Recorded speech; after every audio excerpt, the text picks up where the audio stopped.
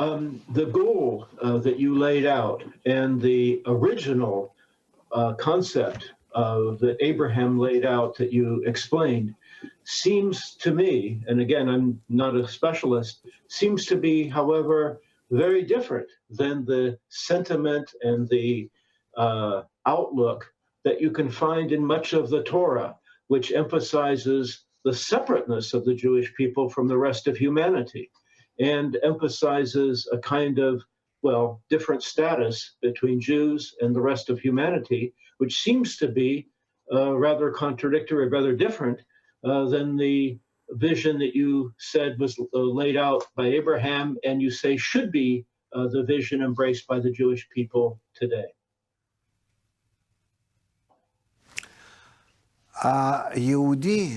The Jew, again, comes from the word yichud, or yachad, which means unity, togetherness, meaning that if different people, opposite different people, actually come together, then they're called a Jew. Because again, I say, it's not an original nation. It's a collection of very different people. And they can be black, white, or yellow from any kind of, so to speak, nationality. If they actually work on human connection on that higher level, then they're called Jewish. So a Frenchman, let's say, can become a Jew. There's no problem. The fact that there's this appearance of a Jewish mother and all that, that's a historical consequence. It's not the original the original source. So a Jew is not a nationality, it's not nationhood, it's a collection of people who wanted to connect above the human ego that repels them, that separates them, and yet they wanted to consciously work on their connection. That is what gave them the name Jews, according to that desire to work on their higher level of unity. So today, we can't even call this group of people a nation, and we can't even call them Jews. It refers to their history, to their ancestors. Today they don't behave as Jews.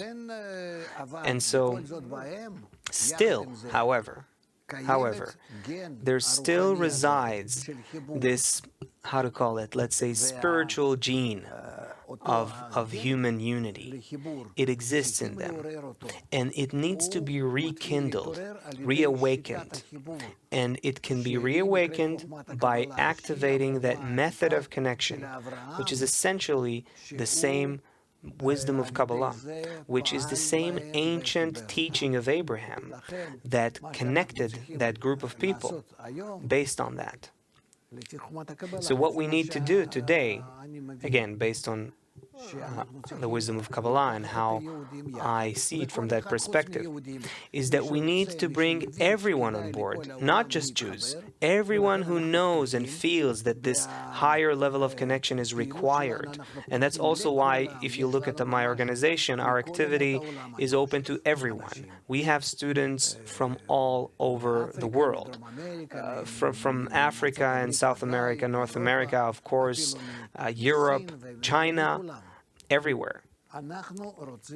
Everywhere.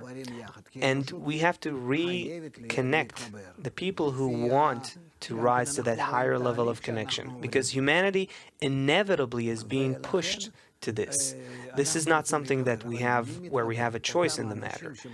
So who are the people who are coming together? The people who feel a desire for it, who feel that it's required, who feel the necessity, just like in the days of Abraham. And so if people participate in that, they become the center of human connection for humanity. And the people who were Jews according to their history, the people that today we call them Jews, but again, they don't understand what they are and where they're from, they still carry that spiritual gene. And it's because their ancestors, because they actually originated in that group. And that's why it needs to be reawakened in them. So that's it. That's the whole major challenge and major problem that humanity is facing with regards to that people of Israel. Humanity doesn't understand what's happening with that group. It's better for it not to exist, and it's true. According to what we see today, they're not serving their role, and it doesn't do good to anyone. And the people of Israel themselves also don't realize why they exist and what's the origin that brings them together. That's why they're trying to assimilate and be like everyone else and try to dissolve that Jewish identity, but they can't.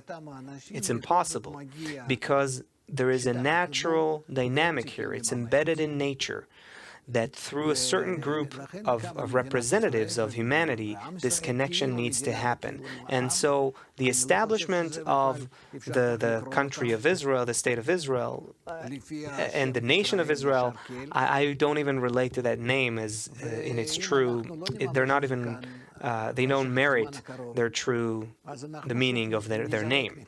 And if we're not going to realize the true meaning of our role, we'll be thrown out of here. Because the natural force that drives our development, that gave us this opportunity, will also scatter us if it doesn't work. This is what happens.